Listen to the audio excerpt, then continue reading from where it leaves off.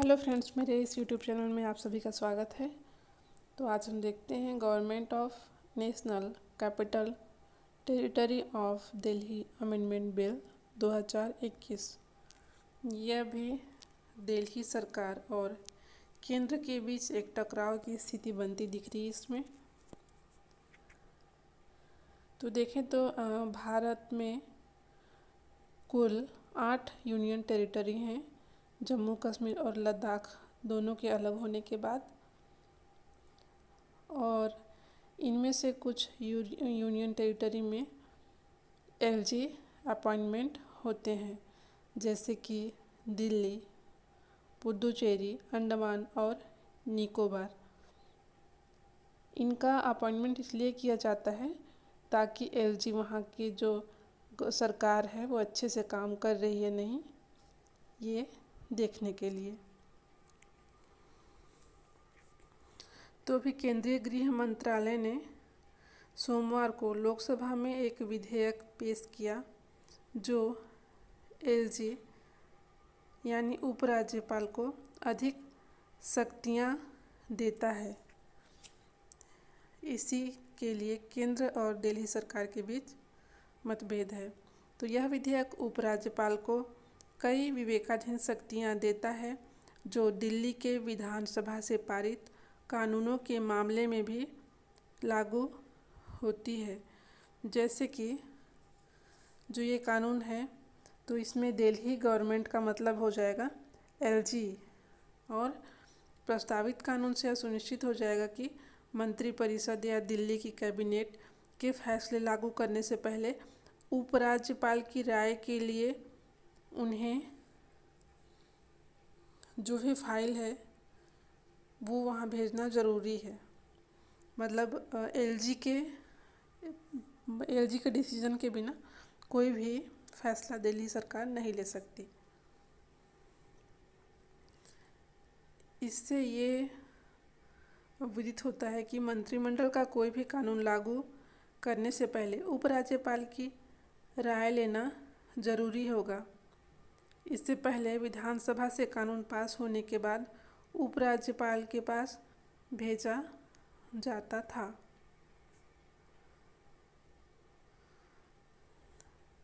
Actually ये 1991 का जो बिल था उसका अमेंडमेंट है।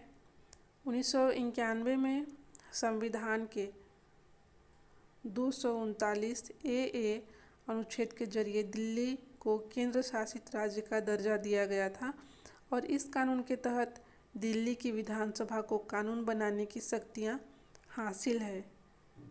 सुप्रीम कोर्ट ने 2018 में भी एक फैसला दिया था कि सुप्रीम कोर्ट जो फैसला दिया था उसमें एलजी के पास उन्होंने कहा था बार बार जाने की आवश्यकता नहीं है। जैसे कि पुलिस ऑर्डर, लैंड और पब्लिक ऑर्डर, इन सब में तो आवश्यक है। इनके अलावा अन्य के लिए एलजी के पास बार बार जाने की आवश्यकता नहीं है। लेकिन इसमें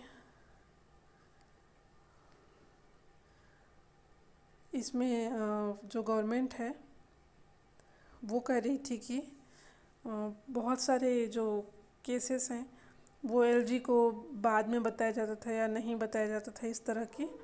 तो एलजी को सिर्फ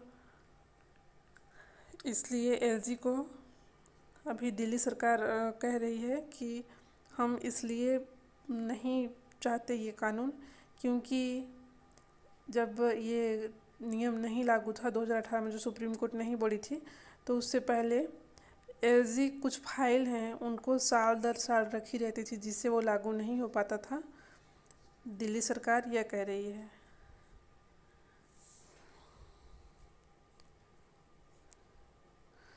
तो देखते हैं आगे क्या होता है सुप्रीम कोर्ट का डिसीजन,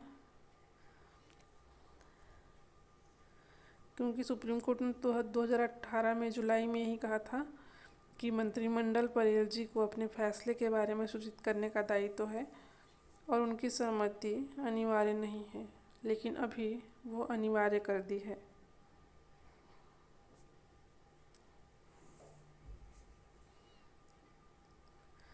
और अगर देखा जाए तो उपराज्यपाल की जो शक्तियाँ हैं वो 239A और 239AA में अंतर है, जैसे कि पांडिचेरी और दिल्ली विधानसभाओं की शक्तियों में दोनों में अंतर है। तो उपराज्यपाल की शक्तियों के संबंध में उच्चतम न्यायालय का निर्णय, इस निर्णय में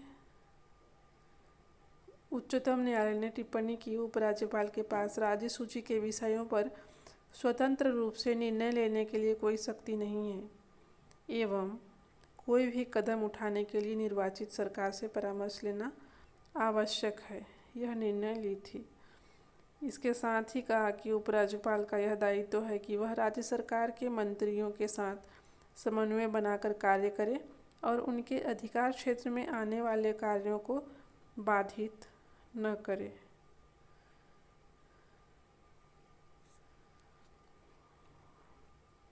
और दिल्ली और पांडिचेरी के दोनों की उपराज्यपालों की शक्तियों में अंतर है, क्योंकि दिल्ली के जो उपराज्यपाल हैं उनके पास पांडिचेरी के उपराज्यपाल के पास से अधिक शक्तियां हैं।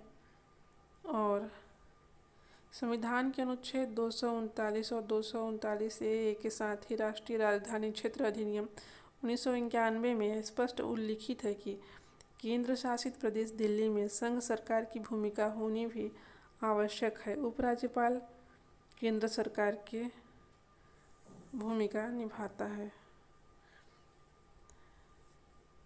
यहाँ पर इन्होंने कहा था संविधान में भी दिल्ली सरकार को कानून व्यवस्था, पुलिस, भूमि कार्य करे और उनके अधिकार क्षेत्र में आने वाले कार्यों को बार बार बाधित न करे। ये है अंतर। तो आज के लिए क्लास इतना ही। Thank you very much. और अगर आप सब्सक्राइब नहीं किए हैं तो सब्सक्राइब कर लीजिएगा और बेल आइकन भी प्रेस कर दीजिएगा। Bye bye.